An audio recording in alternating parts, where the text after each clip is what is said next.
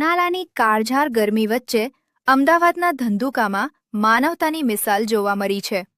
Jain Jagruti centre central board charitable trust દ્વારા સતત ત્રીજા દિવસે છાશ વિતરણનું સુંદર આયોજન કરવામાં આવ્યું. પ્રથમ દિવસે ભીંડી બજાર અને બીજા દિવસે બિરલા 4 રસ્તા બાદ આજે ત્રીજા દિવસે હરિદર્શન કોમ્પ્લેક્સ ખાતે સેવાનો પ્રવાહ વયો હતો. આજ રોજ હરિદર્શન કોમ્પ્લેક્સ અને બસ સ્ટેશન રોડ પર જૈન જાગૃતિ યુવક મંડળ દ્વારા ઉનાળાની કાળઝાળ ગરમીમાં છાશ વિતરણની ઉત્તમ સેવા હાથ ધરવામાં આવી છે, જે સ્થાનિક નાગરિકો અને મુસાફરો માટે સહાયરૂપ બની રહી છે. આ સેવા અંતર્ગત રોજબરોજ મફતમાં છાશ પીરસી માનવ સેવાનું સુંદર ઉદાહરણ પૂરું પાડવામાં આવી રહ્યું છે.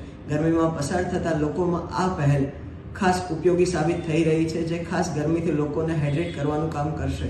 હું ડૉક્ટર જયરાજસિંહ વાળા જણાવું છું કે આવી પ્રવૃત્તિ સમાજમાં સેવા ભાવના અને સહકારની ભાવના મજબૂત બનાવે છે.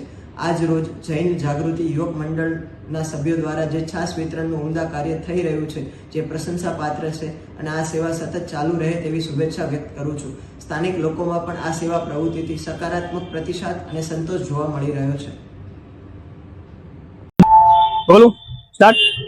જૈન જાગૃતિ સેન્ટર ધંધુકા દ્વારા નિઃશુલ્ક છાશ કેન્દ્રની શરૂઆત કરવામાં આવી છે. આજે દિવસ દરમિયાન ત્રીજો દિવસ છે, જેમાં સળંગ ત્રીજા દિવસે આજે 300 થેલી રોજની 300 થેલી છાશનું અવિરત અમારું નિસ્વાર્થ સેવા કાર્ય ચાલુ છે, જેમાં આજુબાજુ નીકળતા ગામના યુવાનો, ભાઈઓ, બહેનો, માતાઓ તરફથી અમને ખૂબ સારો પ્રતિસાદ મળ્યો છે અને સળંગ અમારી ઈચ્છા છે 1 મહિના સુધી આ નિઃશુલ્ક સેવા કેન્દ્ર અમે ચાલુ રાખીએ.